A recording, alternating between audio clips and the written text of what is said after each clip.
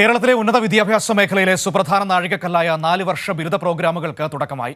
താൽപ്പര്യമുള്ള ഏത് കോഴ്സും ഇനി വിദ്യാർത്ഥികൾക്ക് പഠിക്കാമെന്ന് മുഖ്യമന്ത്രി. ഇതാണ് 4 വർഷ ബിരുദത്തിന്റെ ഗുണമെന്നും പദ്ധതി ഉദ്ഘാടനം ചെയ്ത് മുഖ്യമന്ത്രി പറഞ്ഞു.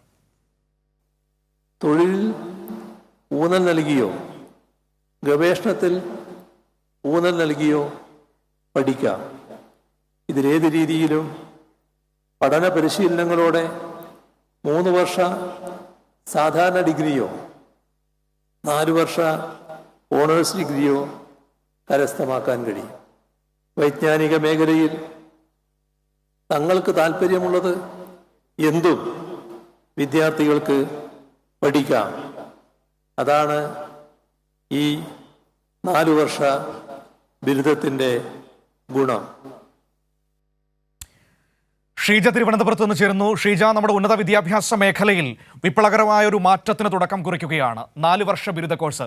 നമ്മൾ വിദേശങ്ങളിലൊക്കെ കാണുന്നത് പോലെ തൊഴിലിലൊക്കെ അധിഷ്ഠിതമായ ഒരു വിദ്യാഭ്യാസ സംവിധാനത്തിലേക്ക് മാറുന്നതിൻ്റെ ഒരു തുടക്കം ഉദ്ഘാടനം ചെയ്ത് മുഖ്യമന്ത്രി പറഞ്ഞത് എന്താണ്? സമഗ്രമായ വിവരങ്ങൾ.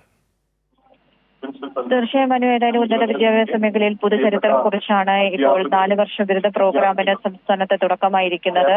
ഇതിന്റെ സംസ്ഥാനതല ഉദ്ഘാടനം അത് വിജ്ഞാനോത്സവമായ രീതിയിലാണ് ഇപ്പോൾ തുടക്കമായിരിക്കുന്നത്. അതാണ് മുഖ്യമന്ത്രി പിണറായി വിജയൻ ഉദ്ഘാടനം ചെയ്ത് വ്യക്തമാക്കിയത്. അതിൽ പ്രധാനമായും അദ്ദേഹം പറഞ്ഞത് വൈജ്ഞാനിക മേഖലയിലും തൊഴിൽ മേഖലയിലും വലിയ മാറ്റങ്ങൾ ഉണ്ടായിക്കൊണ്ടിരിക്കുന്ന ഒരു കാലമാണ്. അതുകൊണ്ട് തന്നെയാണ് ഉന്നത വിദ്യാഭ്യാസ മേഖലയിൽ അതിന്റെ വലിയ ഒരു പ്രതിഫലനം ഉണ്ടാകുന്നത്. അതിന്റെ ഭാഗമായി കൂടിയാണ് സംസ്ഥാനത്തെ ഈ 4 വർഷ ബിരുദ പ്രോഗ്രാം എന്ന് പറയുന്നത് തന്നെ.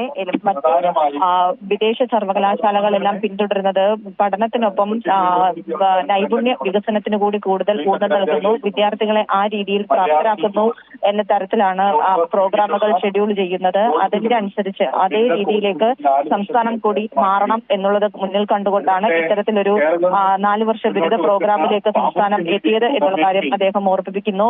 കേവലം പഠനത്തിനപ്പുറത്ത് എന്നും ഒരു വിഷയത്തിൽ അധിഷ്ഠിതമായി പഠിച്ചുകൊണ്ടിരിക്കുക എന്നുള്ളത് സംസ്ഥാനത്തെ ശൈലിയിൽ ഉണ്ടായിരുന്നില്ല. അതിലാണ് ഇപ്പോൾ ഒരു മാറ്റം വന്നിരിക്കുന്നത് എന്നുള്ള കാര്യവും മുഖ്യമന്ത്രി സൂചിപ്പിച്ചു. ഏതായാലും വിദ്യാർത്ഥികൾക്ക് അവർക്ക് ഇഷ്ടപ്പെട്ട മേഖല തെരഞ്ഞെടുത്ത് പഠിക്കുന്നതിന് വേണ്ടിയിട്ടും തൊഴിലധിഷ്ഠിതമായി തന്നെ പഠിക്കുന്നതിന് വേണ്ടിയിട്ടുള്ള ഒരു സൗകര്യം തന്നെയാണ് ഇതിന്റെ ഭാഗമായി ഇപ്പോൾ ഉണ്ടായിരിക്കുന്നത് സംസ്ഥാനത്ത്. അതുകൊണ്ട് മറ്റ് സർവകലാശാലകൾ, വിദേശ രാജ്യങ്ങളിലെ സർവകലാശാലകളിലെ വിദ്യാർത്ഥികൾക്കൊപ്പം തന്നെ സംസ്ഥാനത്തെ വിദ്യാർത്ഥികൾക്കും കടപിടിക്കുന്നതിന് ഇതിലൂടെ സാധിക്കും എന്നുള്ള കാര്യം കൂടിയാണ് മുഖ്യമന്ത്രി സൂചിപ്പിച്ചത്. അതിനൊപ്പം തന്നെ അദ്ദേഹം എടുത്തു പറഞ്ഞ മറ്റൊരു കാര്യമുണ്ട്.